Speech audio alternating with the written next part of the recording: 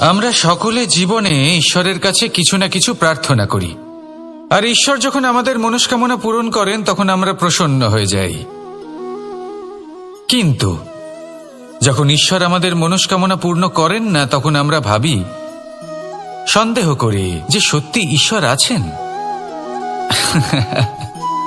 আপনাকে একটা কথা বলি, আপনি যদি ঈশ্বরের সম্মুখে নিজের ইচ্ছে বা মনস্কামনা রাখেন আর ঈশ্বর তা পূরণ করেন, তার অর্থ হলো ঈশ্বর এটা জানেন যে আপনার তার প্রয়োজন রয়েছে। কিন্তু যদি আপনি কামনা করেন আর তা পূর্ণ না হয়, তাহলে শুধু এটা মনে রাখবেন যে ঈশ্বর সেই সব দেখতে পান যা আপনি দেখতে পাচ্ছেন না। দ্বিতীয় কারণ হলো এটা,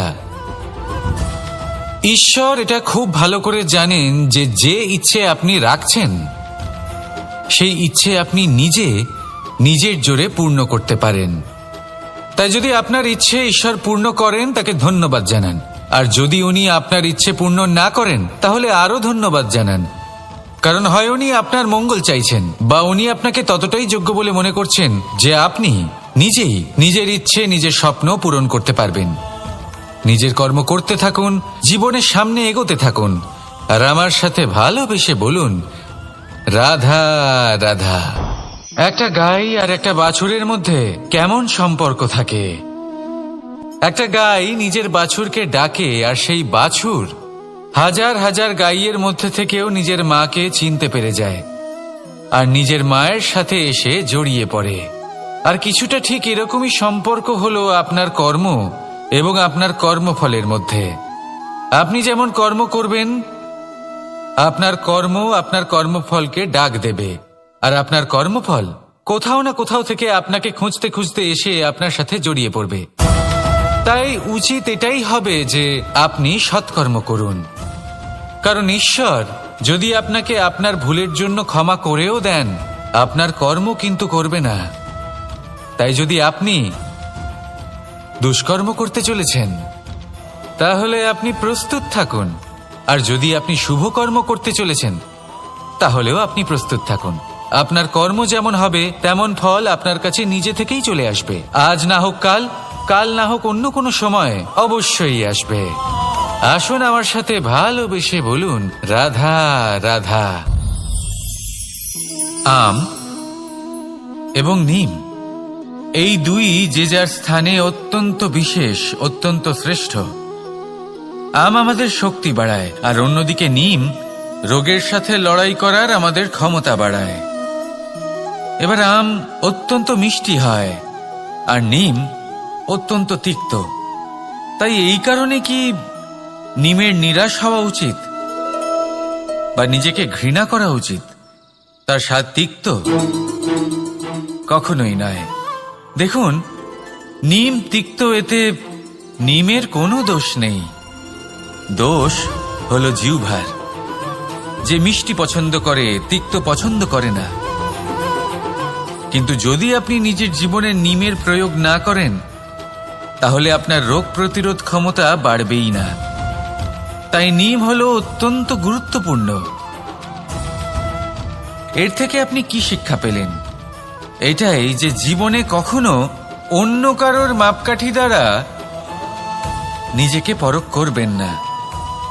আপনার যোগ্যতা, আপনার বিশেষত্ব, আপনার গুণ, অপগুণ, এই সব কিছু আপনি নিজে বুঝে নিন, সেটাই যথেষ্ট। আসুন আর আমার সাথে ভালোবেসে বলুন, রাধা রাধা।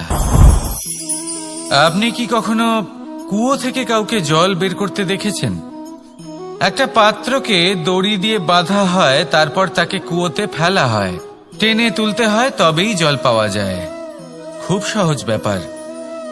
কিন্তু কখনো এটা ভেবে দেখুন, কুয়োতে পাত্র ফেলার পরে যদি পাত্র সোজা হয়ে থাকে, তাহলে তা জলে প্রবেশ করতেই পারবে না। না জল সেই পাত্রে প্রবেশ করতে পারবে, সেই পাত্রকে নত হতে হবে, তবেই জল সেই পাত্রে প্রবেশ করবে, তবেই টেনে আনলে সেই জল আপনার তৃষ্ণা নিবারণ করবে। আর এর মধ্যে জীবনের একটা মূল্যবান শিক্ষা লুকিয়ে রয়েছে, এমন এক শিক্ষা যা সংসারের প্রত্যেক মানুষের জন্য গুরুত্বপূর্ণ। আর সেই শিক্ষার নাম হলো বিনম্রতা। সংসারে প্রত্যেক মানুষের বিনম্র হওয়া উচিত। আপনি নিজেকে বিনম্র করে তুলুন, আপনি বড়দের আশীর্বাদ লাভ করবেন, সাফল্যের মুখও দেখতে পাবেন। আপনি যদি বিনম্র না হন তাহলে কিছুই টিকবে না। সেই জন্য বিনম্র থাকুন আর আমার সাথে ভালোবেসে বলুন, রাধা রাধা। মানুষ কর্ম করেন, আমি বারংবার বলি যে ফলের আশা করবেন না। তাও মানুষ কোথাও না কোথাও নিজের কর্মের বদলে কোনো না কোনো ফলের আশা অবশ্যই রাখেন। কখনো তিনি সফল হন, কখনো অসফল। সেই জন্যই আমি বলি যে ফলের আশা কখনো রাখবেন না, কারণ সাফল্য বা অসফলতা মনের মধ্যে রাখলে কখনো কোনো লাভ হয় না। যদি সাফল্য মনের মধ্যে রাখেন তাহলে অহংকার জন্ম নেবে। যদি অসফলতা মনের মধ্যে রাখেন তাহলে এক হীনমন্যতায় আপনি ভুগবেন, যা দিয়ে কোনো শুভকর্ম হবে না। সেই জন্য শুধুই কর্ম করে যান, কর্মেই মগ্ন থাকুন। আর আসুন আমার সাথে ভালোবেসে বলুন, রাধা রাধা। এই উই ধরা গাছের গুড়ি দেখতে পাচ্ছেন আপনারা? কোনো এক সময় এটা একটা সুগঠিত কাণ্ড ছিল। কোনো একদিন এক সুদূর বন থেকে একটি উই পোকা এখানে আসে, এতে বাসা বানায়। এই গাছের গুড়ি তখন কোনো প্রতিবাদ করেনি। তারপর দেখতে দেখতে সময়ের সাথে আরো উই এখানে জমাট বাঁধে, আর ক্রমাগত তাদের সংখ্যা বাড়তে থাকে। আর দেখতে দেখতেই এই কাঠের গুঁড়ি আর প্রতিবাদ করার মতো অবস্থাতেই থাকে না, নিজেই এক শুকনো কাঠে পরিণত হয়। কিছু বুঝতে পারলেন? অসৎ সঙ্গ, অসৎ অভ্যাস সময় থাকতে থাকতে বন্ধ করে দিন। আর যদি এরম না হয়, এ আপনার জীবন চক্র স্তব্ধ করে দেবে। রাধা রাধা।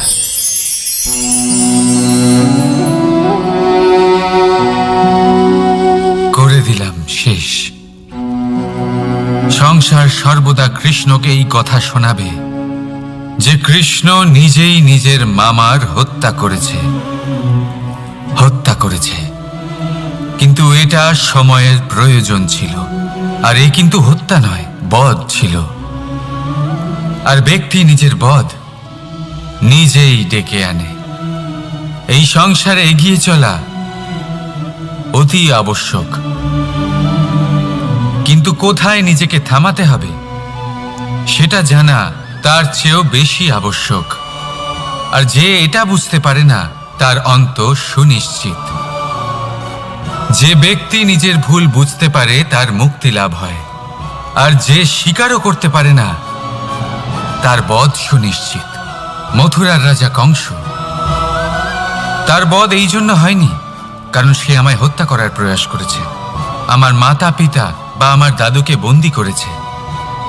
ওর বধ এই জন্য হয়েছে যে ওর ঘৃণা প্রেমের সীমায় আসা সত্ত্বেও থামেনি। কংস মামা এটা কখনো বোঝেনি যে নিজেকে কখন থামাতে হবে।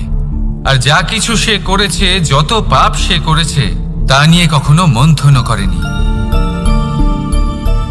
অনেকবার বোঝানোর পরেও সব সময় প্রেমের থেকে মুখ ফিরিয়েছে। আর কি করল? শুধুই ঘৃণার দ্বারা এই ভালোবাসার ক্ষতি করার চেষ্টা করল। তাই মনে রাখবেন, এই সংসার এর জীবন শক্তি হলো প্রেম।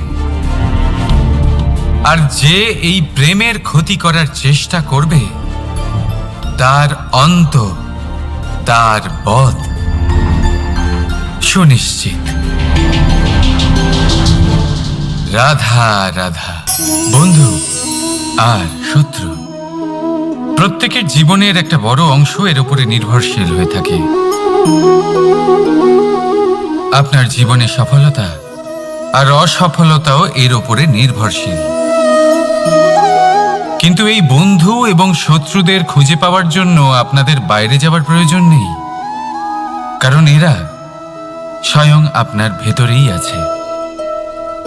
আপনি যদি বিনম্র থাকেন, যদি আপনি নিরন্তর প্রয়াস করতে পারেন, তাহলে আপনার কোনো বন্ধুর প্রয়োজন নেই। যদি আপনার মধ্যে অহংকার থাকে, যদি প্রতি কথায় আপনার মধ্যে ক্রোধ উৎপন্ন হয়, তাহলে আপনার শত্রুর কোনো প্রয়োজনই নেই। নিজের অন্তরের এই বন্ধু ও শত্রুকে চিনুন, আর আমার সাথে ভালোবেসে বলুন, রাধা রাধা। একে চিনতে পারলেন? একে কুঠার বলা হয়। আপনারা জীবনে কোথাও না কোথাও কোনো না কোনো রূপে এটা দেখেই থাকবেন। একটা ব্যাপার নিশ্চিত, এই কুঠার ছাড়া কোনো বৃক্ষকে কাটতে পারা সরল নয়।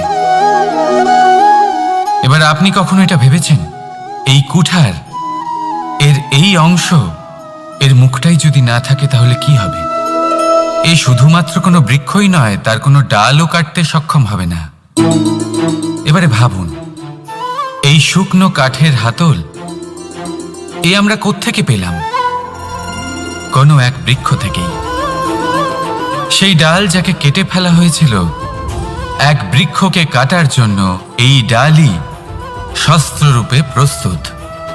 আমাদের জীবনে আমাদের প্রিয়জন, আমাদের আপনজন যখন সময় কখনো কখনো তাদের সঙ্গ না দেয়, যদি তারা দৈন্য দশায় থাকেন, তাহলে তাদের সঙ্গ কখনো ছাড়বেন না। ওনাদের প্রয়োজন শুধুমাত্র মনোবল। তা তাদের দিন। তাদের সাহায্য করা আপনার কর্তব্য। হয়তো তাদের সাথে থেকে আপনার কোনো লাভ হবে না, কিন্তু তাদের দূরে থাকাতে আপনার ক্ষতি অবশ্যই হতে পারে। সর্বদা সাহায্য করুন। সঠিক সময় আসলে তা আপনার সহায়ক অবশ্যই হবে। রাধা রাধা।